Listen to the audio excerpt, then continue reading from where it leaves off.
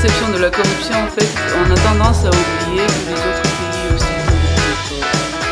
Et donc, notre effort, il faut non seulement surpasser ceux des autres, mais de notre effort. Et si je prends par exemple l'exemple d'un leader en Afrique qui lutte contre la corruption, par exemple le Rwanda. Le Rwanda, si les membres du gouvernement ne déposent pas leur déclaration de patrimoine, ils ne reçoivent pas de salaire. Le temps qu'on ne dépose pas, on ne peut pas être payé. Et donc il y a des approches innovatives, on doit s'inspirer de nos voisins africains et mondiaux pour des approches innovatives qui font que les gens jouent le jeu. Les indices, en fait, les gens, eux, évoluent. Donc nous, on doit non seulement évoluer, mais on doit évoluer plus vite qu'eux, si on veut monter dans les rangs. C'est vraiment un marathon, c'est pas on fait 100 mètres là et c'est terminé. Non, parce que les autres avancent très vite.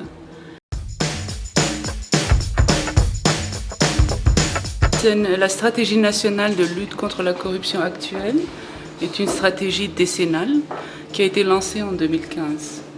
Et donc on voulait, dans le cadre du nouveau mandat du président, et aussi selon les guidelines des Nations Unies pour la préparation d'une telle stratégie, on voulait lancer assez tôt le processus d'élaboration pour qu'il soit aussi inclusif que possible, pas seulement à Tana mais dans toutes les régions, et que l'on écoute et entende tout le monde, la société civile comme les organismes de l'État, le gouvernement, etc. Maintenant, nous sommes encore en train de faire des diagnostics et les travaux préparatifs, mais les vraies consultations vont commencer à partir du deuxième trimestre 2024.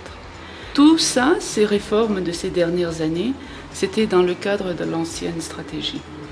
Maintenant que tout est en place, maintenant qu'il y a aussi l'expérience vécue, du PAC, du pôle anticorruption, de Samifine, même de la RAI. Il est temps maintenant de réfléchir sur ce qui marche et ce qui ne marche pas.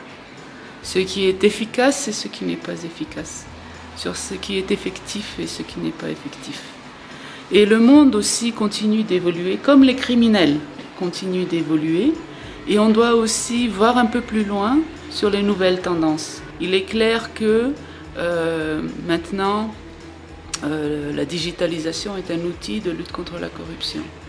Il est clair aussi qu'il y a plus de synergie entre les différents mécanismes. Par exemple, il y a la défense des droits de l'homme, mais aussi l'impact de la corruption sur les droits de l'homme.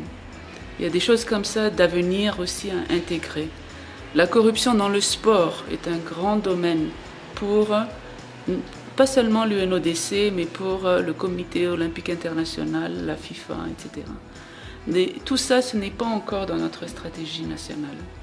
Il y a aussi maintenant de plus en plus un focus sur l'aspect genre de la lutte contre de la corruption, la différence pour les femmes.